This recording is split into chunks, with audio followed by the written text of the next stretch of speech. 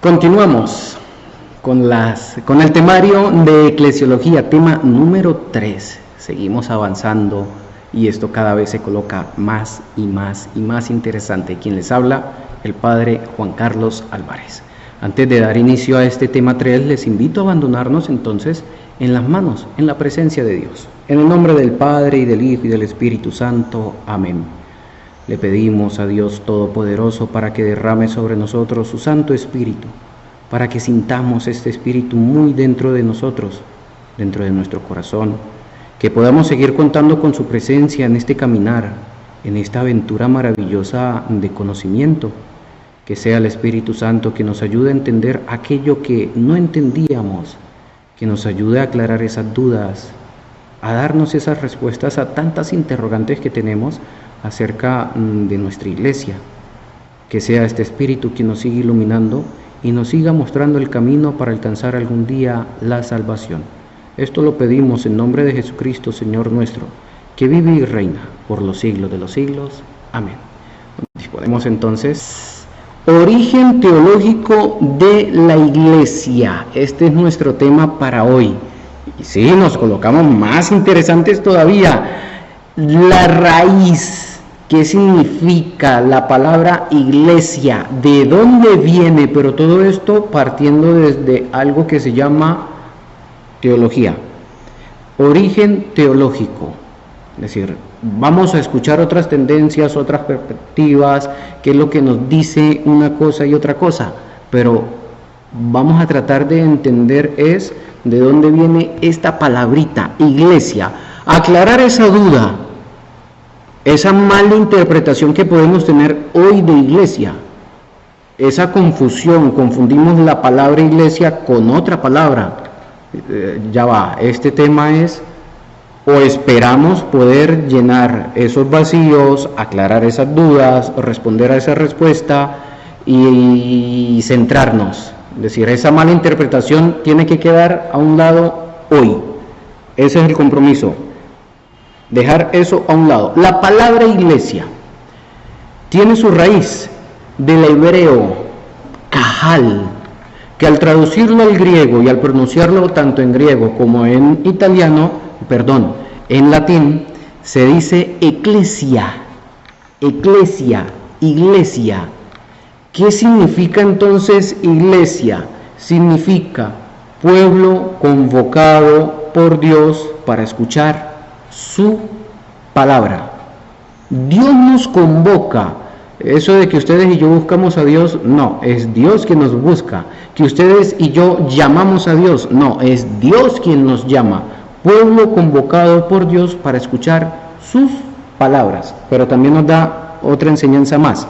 Fundamento bíblico, ¿de dónde sale, de dónde surge, de dónde nace esta palabra? Deuteronomio capítulo 4, versículo 10. Reúneme al pueblo y les haré oír mis palabras, para que aprendan a temerme mientras vivan en la tierra.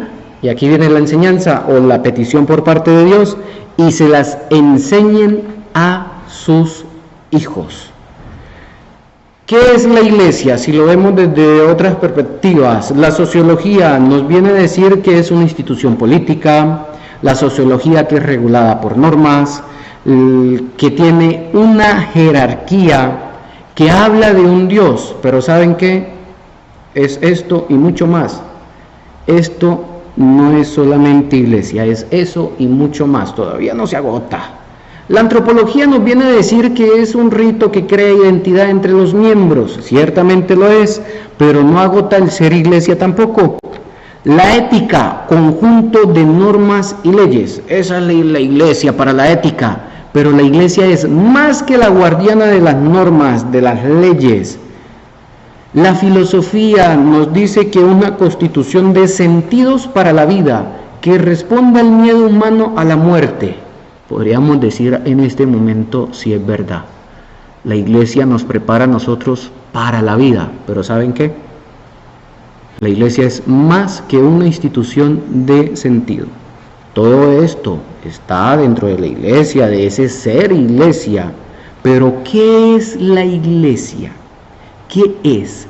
Es una experiencia, pero más que cualquier otra experiencia, es una experiencia de fe.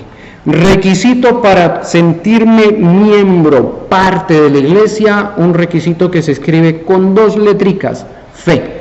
Si no tenemos fe, podemos tener 50,000 experiencias de cualquier cosa, pero no vamos a tener esa experiencia de Dios. La iglesia es un encuentro con Jesús.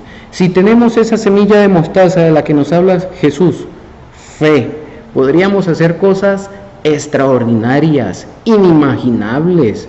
Inclusive, yo estoy más que seguro, ya mucha gente ha logrado cosas extraordinarias, inimaginables, cosas que quizás el mundo termina diciéndonos, pero eso es imposible. Y nosotros hemos terminado respondiendo, para Dios todo es posible. Porque tenemos esa experiencia con fe, de fe, porque tenemos ese encuentro con Jesús partiendo desde la fe y nos sentimos ya miembros de la iglesia. Otras definiciones acerca de la iglesia no significa que es solamente eso, no. Son todas. Pueblo de Dios, todos somos convocados por Dios. Sociedad perfecta, no porque sus miembros sean perfectos, no, bajémonos de esa nube. Cuando se nos habla de una sociedad perfecta es porque tiene todas las herramientas necesarias para que alcancemos la salvación. ¿Quiénes optamos por tomar estas herramientas? Ciertamente nosotros. ¿Quién nos da las herramientas? El que sí es perfecto, Dios. La iglesia también la podemos ver como ese cuerpo místico de Cristo, como nos lo habla San Pablo. Cristo es la cabeza y nosotros los miembros. La iglesia es el templo del Espíritu Santo, quien habita, quien está, quien la dirige, quien la mueve, quien la ilumina, quien nos muestra todos los caminos, el Espíritu Santo. Aquella promesa que Cristo nos hace, que Él se iba, pero que nos lo iba a enviar y nos lo envió. La iglesia también es vista como un sacramento, un encuentro personal con Dios por medio de un signo sensible que nos hace santos. La Constitución Dogmática Lumen Gentium del Concilio Vaticano II, que yo espero y yo aspiro y tengo toda la confianza y la certeza de que ustedes ya saben qué es, porque fue una de las actividades de los temas anteriores, no necesitamos profundizar un poquitico más.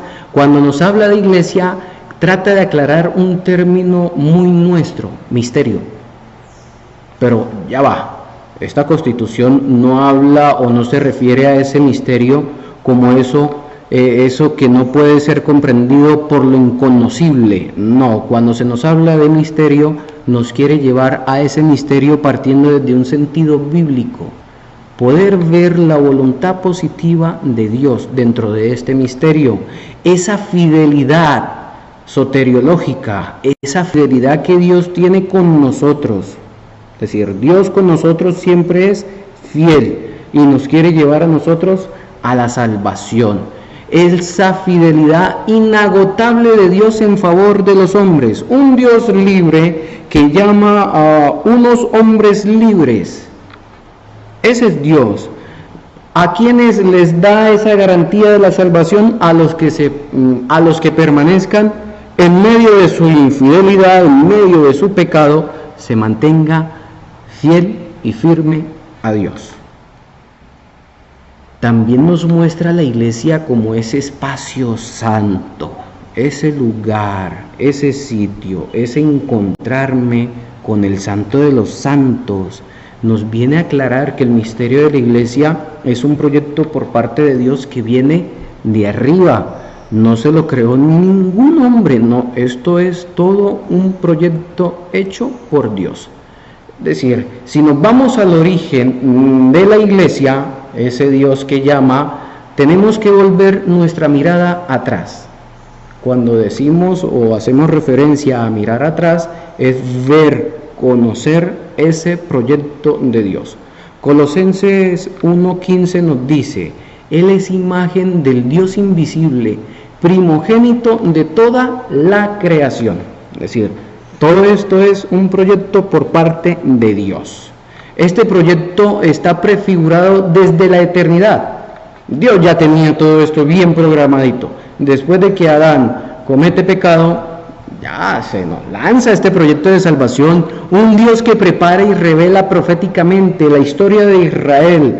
Hombre falla, Adán, Eva falla, expulsados del paraíso, y Dios comienza a trazar un plan de salvación. La historia de Israel es conocer ese plan de salvación de un Dios fiel que sigue llamando a hombres infieles para que pasen a ser fieles a Dios. Él seguirá en eso. Es una revelación y actuación de Cristo y el Espíritu Santo. Cristo vuelve otra vez a llamar, a convocar, nos vuelve a llamar, nos vuelve a convocar, pero no nos deja solos. Nos envía al Espíritu Santo. Convoca a los hombres para vivir en comunión, no como islas. Yo creo en Dios, pero una isla. No, Él mismo nos llama a 12, forma una comunidad. De esta comunidad, mirémonos hoy, una gran comunidad. Hay que ver, la Constitución, nos muestra esta visión trinitaria y esta visión clásica. Visión trinitaria de una iglesia querida por Dios Padre, y esa visión clásica la vemos como ese pueblo de Dios. Una visión de iglesia trinitaria constituida por el Hijo, Padre e Hijo, y la visión clásica, cuerpo de Cristo. No es que cada una sean diferentes, no, las tres son las mismas, las tres están conformadas por los tres. Una visión trinitaria de iglesia es aquella que ha sido manifestada, es decir, se revela, se da a conocer gracias al Espíritu Santo, y esa visión clásica, que somos templo del Espíritu Santo. Los tres siempre actúan, recordemos eso, no es que cada uno por separado. Yo pertenezco al pueblo de Dios, y otro dice yo pertenezco al cuerpo de Cristo, y otro yo al templo del Espíritu Santo. No, los tres siempre actúan en los tres. Pero estos son los nombres que podemos darle de una manera muy clásica, muy nuestra. Una actividad. Bueno, esperamos haber respondido. Iglesia es el pueblo convocado por Dios. ¿Por medio de quién nos convoca? Antiguo Testamento. Podemos leer, podemos investigar, nos vamos a dar cuenta que son aquellos que han tenido esa experiencia de Dios, que se han dejado guiar por Dios. Nuevo Testamento, Cristo convoca ¿a cuántos? 12. Y ahí crea nuevamente esa comunidad convocada por Dios. Y la actividad va a ser más de reflexión. Sí, de reflexión. Hoy va a ser más de reflexión, más personal. ¿Desde qué momento cree usted que sintió el verdadero llamado de Dios para formar parte de su iglesia? ¿Que fue mi papá, que fue mi mamá, que fue mi abuelo, que fue mi abuela?